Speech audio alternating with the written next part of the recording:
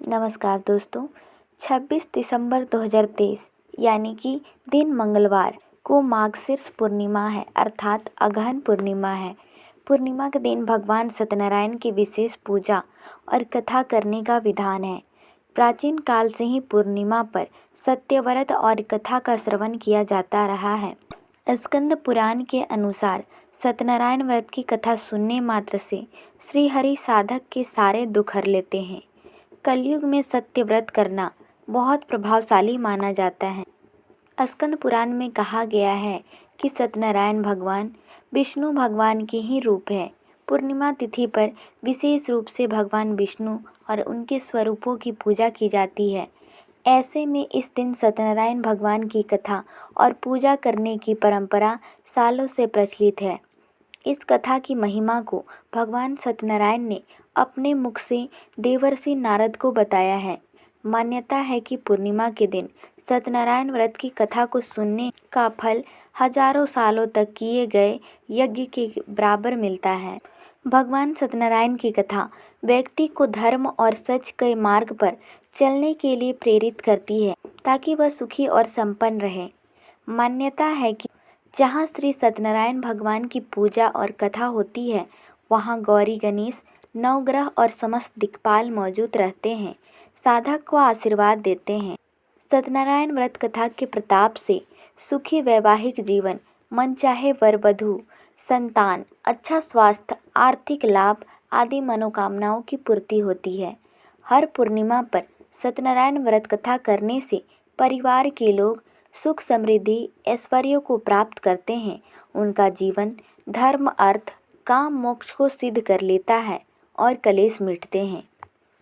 आजीविका संबंधी समस्या, कन्या के विवाह में बाधा, पति के अच्छे स्वास्थ्य आदि कामनाओं के लिए सत्यनारायण का व्रत बहुत शुभ फलदायी माना जाता है।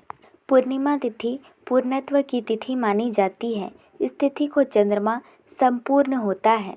सूर्य और चंद्रमा समसप्तक होते हैं। पूर्णिमा का दिन अत्यंत पवित्र होता है और इस दिन की गई ध्यान और प्रार्थना निष्फल नहीं होती है। मार्गशीर्ष पूर्णिमा यानी कि अगहन पूर्णिमा साल की आखिरी पूर्णिमा है। सनातन धर्म में पूर्णिमा के दिन को बड़ा ही महत्वपूर्ण माना जाता है। मार्गशीर्ष का माह भगवान श्री कृष्ण को समर्पित किया जाता है। इस बार अगहन पूर्णिमा 26 दिसंबर 2023 यानी आज मनाई जाएगी।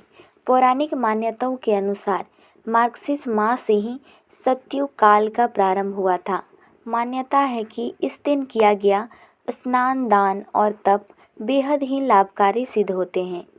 हिंदू पंचांग के अनुसार मार्गशीर्ष माह के शुक्ल पक्ष की पूर्णिमा तिथि को मार्गशीर्ष पूर्णिमा के नाम से जाना जाता है।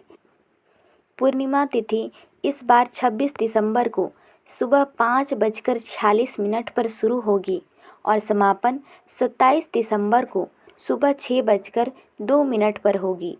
इस दिन जल्दी उठकर स्नान करें और घर साफ करें। इस दिन अपने घर के मुख्य द्वार पर बंदरवार लगाएं और घर के सामने रंगोली बनाएं। पूजा वाली जगह पर गंगा जल छिड़कें और मुमकिन हो तो गाय का गोबर लगाएं। तुलसी में जल चढ़ाएं। गंगा जल और कच्चा दूध मिलाकर भगवान विष्णु, भगवान गणेश और माँ लक्ष्मी को चढ़ाएं। इसके बाद अबीर, गुलाल, चंदन, अक्षत, फूल, मौली, तुलसी की पत्तियाँ भगवान को अर्पित करें। मार्गशीर्ष पूर्णिमा अर्थात अगहन पूर्णिमा बहुत ही महत्वपूर्ण पूर्णिमा है। तो आइए इसकी व्रत कथा जानते हैं। द्वापर युग में एक बार माता यशोदा ने अपने पुत्र भगवान श्री कृष्ण से कहा, हे कृष्ण, तुम संसार के रचयिता और पालनहार हो। आज मुझे कुछ ऐसा उपाय बताओ जिसे करने से स्त्रियों को सौभाग्य की प्राप्ति हो, साथ ही उनकी सभी मनोकामनाएं पूर्ण हो जाए। तब श्री कृष्ण ने कहा, हे माता, मैं आपको एक अचूक उपाय विस्तार से बताता हूँ। स्त्रियों को सौभाग्य की प्राप्ति के लिए 32 पूर्णमासियों का व्रत करना चाहिए। इस धरती पर एक राजा थे जिनका नाम चंद्रहास था। वे अनेक प्रकार के रत्नों से परिपूर्ण कातिका नाम की नगरी पर राज करते थे। उसी नगरी में एक धनेश्वर नाम का ब्राह्मण था जिसकी स्त्री अति सुशील और रूपवती थी। उस ब्राह्मण के घर में धन धान आदि की कमी नहीं थी, लेकिन उसकी कोई संतान न होने की वजह से वह दुखी रहता था। एक दिन उस नगरी में एक तपस्वी आया। वह तपस्वी उस ब्राह्मण के घर को छोड़कर सभी घरों से भिक्षा लेता और अपना पेट भरता। एक दिन तपस्वी भिक्षासन को प्रेम पूर्वक खा रहा था कि ब्राह्मण धनेश्वर ने योगी को यह सब कार्य करते देख लिया। धनेश्वर योगी के पास जाकर बोला, महात्मन, आप सभी घरों से भिक्षा लेते हैं, लेकिन मेरे घर कभी नहीं आते। मैं इसका कारण जान सकता हूँ? योगी ने कहा कि निसंतान के घर की भीख पतितों के अन्न के तुल्य होती है, और ऐसे में जो पतितों का अन्न खाता है वह भी पतित हो जाता है। चूँकि तुम निसंतान हो, इसलिए मैं तुम्हारे घर की भिक्षा नहीं लेता हूँ। योगी की इस बात से धनेश्वर को बहुत दुख हुआ और वह योगी के पैरों पर गिर पड़ा। कहने लगा, हे महाराज, कृपया करके मुझको पुत्र प्राप्ति का उपाय बताइए। मैं पुत्र न होने के कारण बेहद दुखी रहता हूँ। सब कुछ होते हुए भी मैं खुश नहीं हूँ। आप मेरे इस दुख को दूर करने का उपाय बताएं। यह सुनकर योगी कहने लगे, हे ब्राह्मण, तुम चंडी की आराधना करो। योगी के कहे अनुसार धनेश्वर ने वन में जाकर चंडी की उपासना की और उपवास किया। चंडी ने 16वें दिन उसे सपने में आकर दर्शन दिए और कहा, हे धनेश्वर, तेरे पुत्र होगा, लेकिन वह 16 वर्ष की आयु तक ही जीवित रहेगा। लेकिन यदि तुम दोनों स्त्री पुरुष 32 पूर्णमासियों का व्रत करोगे तो वह दीर्घायु प्राप्त करेगा।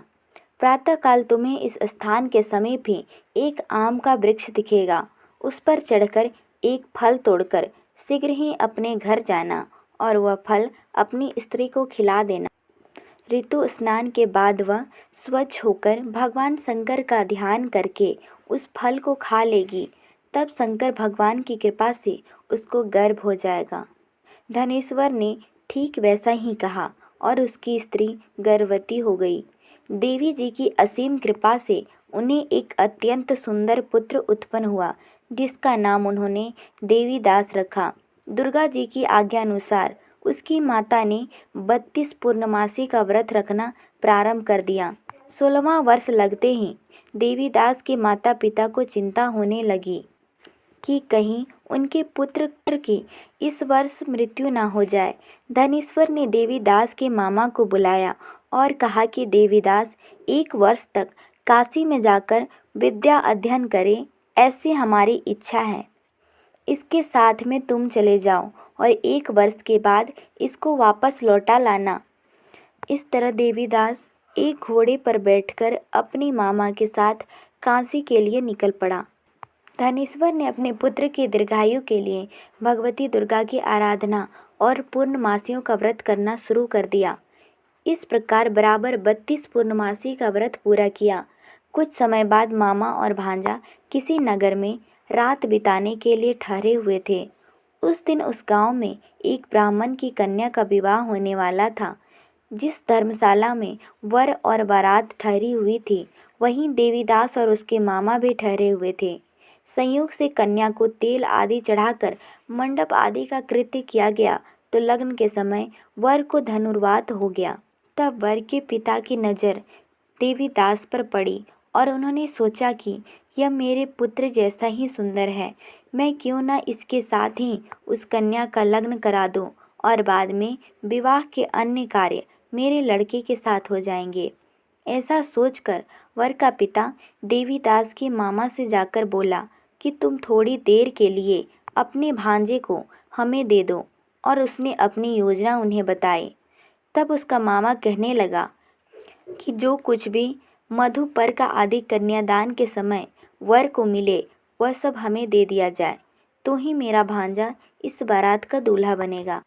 यह बात वर के पिता ने स्वीकार कर ली और इस तरह से देवीदास का विवाह उस कन्या के साथ हो गया।